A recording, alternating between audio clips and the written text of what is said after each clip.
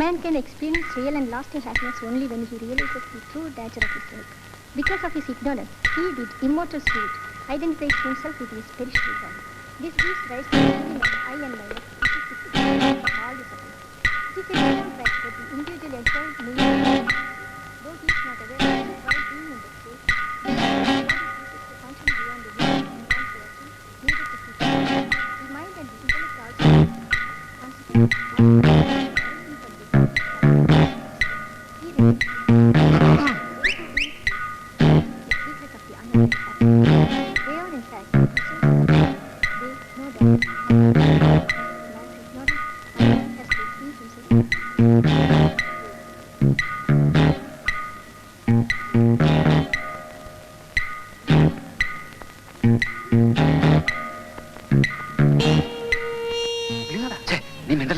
അവളത് ഇങ്ങോട്ട് തന്നെ നോക്കുന്നുണ്ട്.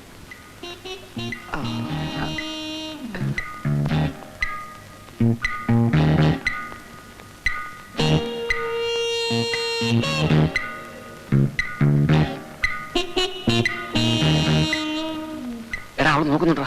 കൊടുക്കണ ഒരു ഫ്ലൈങ് കിസ്.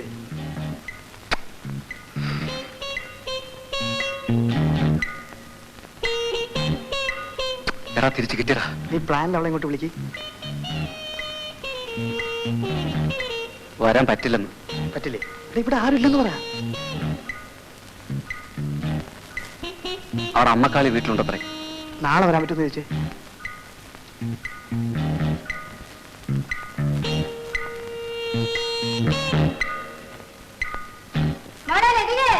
അയ്യോ അമ്മ. ഓ നശിച്ച തള്ളക്ക് വിളിക്കാൻ കേട്ട നേരം. അല്ലളിയാ, നാളെ അവളിങ്ങോട്ട് വന്ന നിന്റെ കാര്യം എന്ത് ചെയ്യും? അതിനല്ലടാ പണി. നീ അവിടെ ഇരി. നീ പ്ലാനിൽ പാർട്ടിയെ വിളിച്ചകത്ത് കയറ്റുക. ക്ലൈമാക്സ് ആകുമ്പോൾ സാർ വരുന്നു. അബദ്ധം പറ്റി വന്നതുപോലെ സാർ തിരിച്ചും പോകുന്നു. ഇത് വെച്ച് വേണം നീ കളിക്കാൻ. എവിടെ? Very good idea. കൊറേയായി കൈ.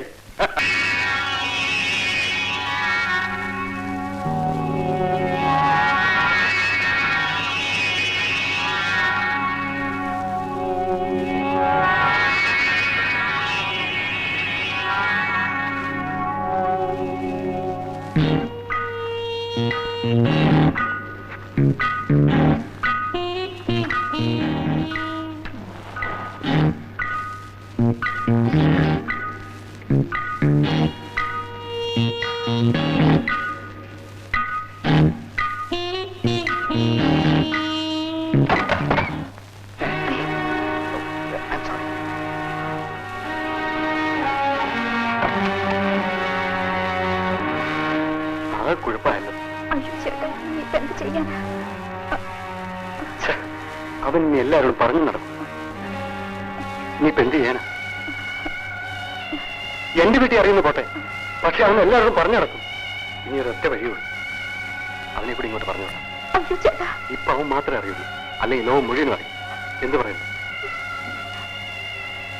ഒന്നും പേടിക്കാൻ, അവൻ എന്റെ സ്വന്തം ആളാണ്.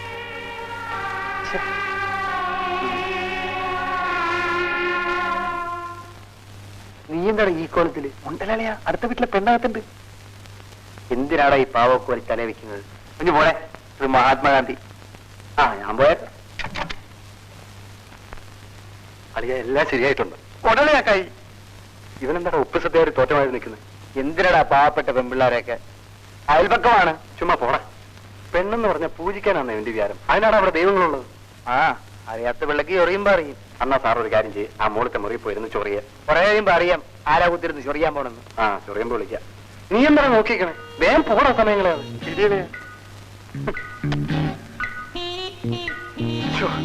ഒരു മൊത്തം റിലാക്സേഷൻ. Happy day.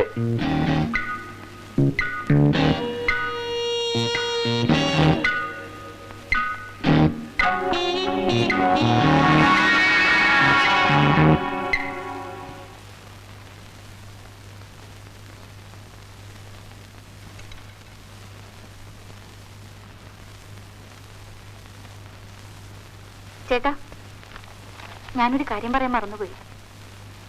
നാളെ മദർ ആഗ്നസിന്റെ ഫീസ്റ്റാണ്. എറണാകുളത്തുനിന്ന് മദറിന്റെ കത്തുണ്ടായിരുന്നു. നമ്മളെ പ്രത്യേകം ക്ഷണിച്ചിട്ടുണ്ട്. കാര്യം പറയുമ്പോഴൊരു ഒരു വായന. ഞാൻ പറഞ്ഞത് എന്താണെന്ന് വല്ലതും കേട്ടോ? നാളെ മദറിന്റെ ഫീസ്റ്റാണ്. എറണാകുളത്ത് പോകണം, പിന്നെ ഈ ബുക്ക് വായിക്കണം. തമാശ കള ചേട്ടാ.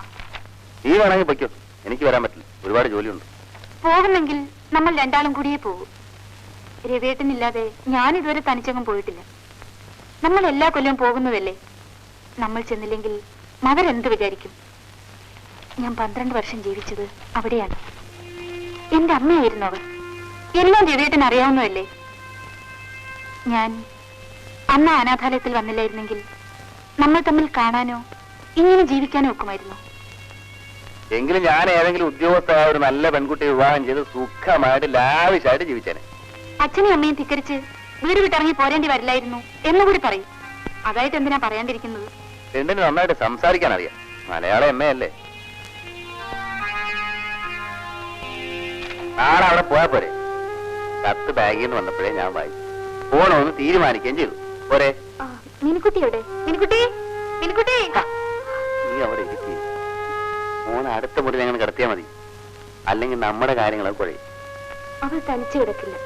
ഈ കുട്ടികളെ അടുത്ത് കിടത്തിയുള്ള ക്രിയകളുണ്ടല്ലോ, അത് അപകടമാണ്. അറിവിന്റെ വെളിച്ചത്താൽ അകമെങ്ങും വിറയ്ക്കുവാൻ ജഗൽപിതാവേ കൂക്കുന്നു ജന്മമോക്ഷപ്രദായക. സത്യാസത്യങ്ങളും പിന്നെ ധർമാധർമ്മങ്ങളെന്നിവ സകലതും വേർതിരിച്ചറിയാനും ലോകശാന്തി പുലർത്താനും നൽക ഞങ്ങൾക്കനുഗ്രഹം, നൽക ഞങ്ങൾക്കനുഗ്രഹം.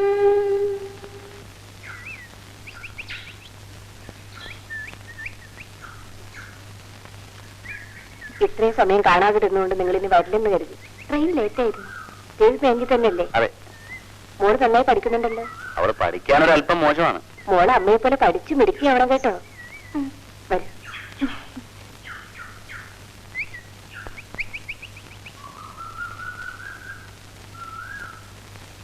എല്ലാവരും അവരവരുടെ മുറികളിലേക്ക് പോയിക്കോളൂ.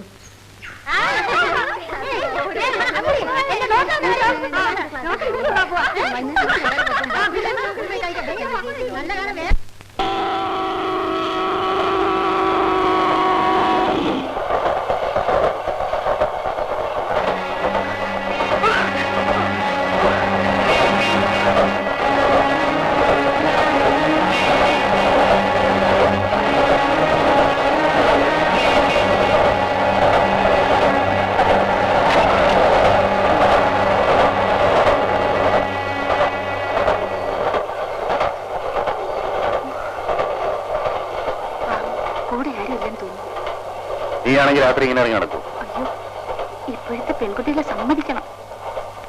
ആരും ആശ്രയത്തിനല്ലേ, പിന്നെ എന്ത് ചെയ്യും? നീ ആ കുട്ടിയോട് ഇങ്ങോട്ടിരിക്കാൻ പറ. ഇവിടെ ഇരിക്കാം. വരൂ. ചിലപ്പോൾ നീങ്ങി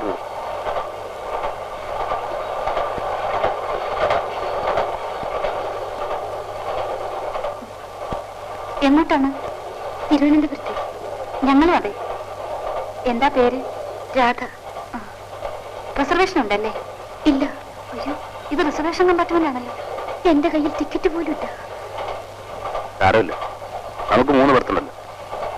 ലോവർ ബർത്തിൽ ആ കുട്ടി കിടന്നോട്ടെ, ഞാൻ മുകളിൽ കിടക്കാം. TTR വരുമ്പോ നമുക്ക് ടിക്കറ്റ് എടുക്കാം.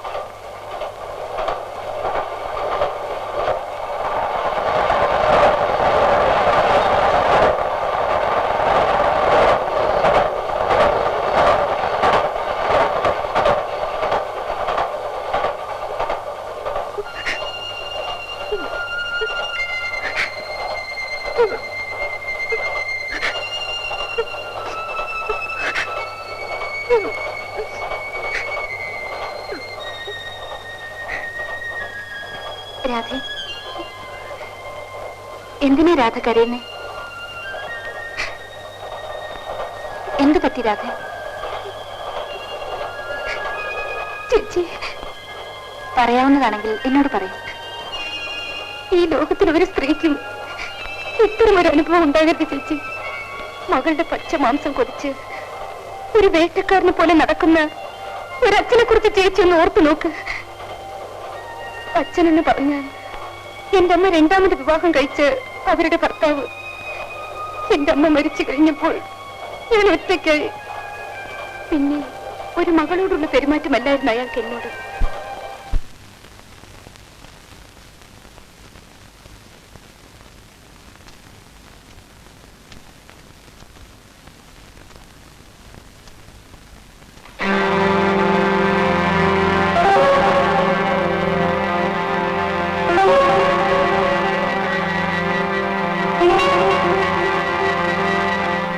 എന്താടി ഇത്ര രജിസ്റ്റർ വായിക്കുന്നത്? വല്ല പ്രേമകഥകളായിരിക്കും അല്ലേ?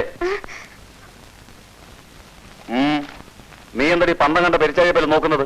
ഇങ്ങോട്ട് വാടി.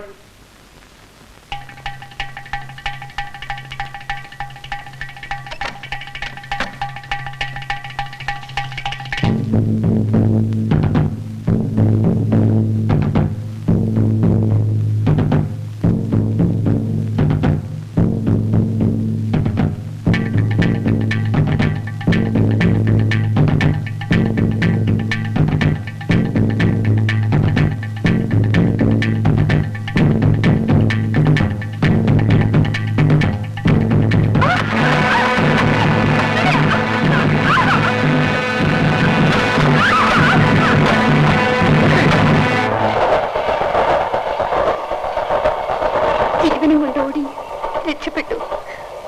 അയാൾ എന്റെ പിന്നാലെ കുറെ ദൂരം ഓടിക്കാണും. ഭാഗ്യത്തിന് വണ്ടി കിട്ടി. തിരുവനന്തപുരത്ത് ആരുണ്ടോ? വേണുവേട്ടൻ. അമ്മാവിന്റെ മകനാ. എന്റെ വേണുവേട്ടൻ മാത്രമേ എനിക്കിനി ഒരു ആശ്രയമുള്ളൂ. വേണു തിരുവനന്തപുരത്ത് എവിടെയാ താമസം? അഡ്രസ് അറിയാമോ? വേണുവേട്ടന്റെ അഡ്രസ് എന്റെ കയ്യിലില്ല. എന്ത് ജോലിയാ? Medical representative. ഏതായാലും രാത്രി സമാധാനമായി കിടന്നുറങ്ങും. നേരം വെളുക്കട്ടെ, നമുക്ക് അന്വേഷിക്കാം. ഇല്ലാത്ത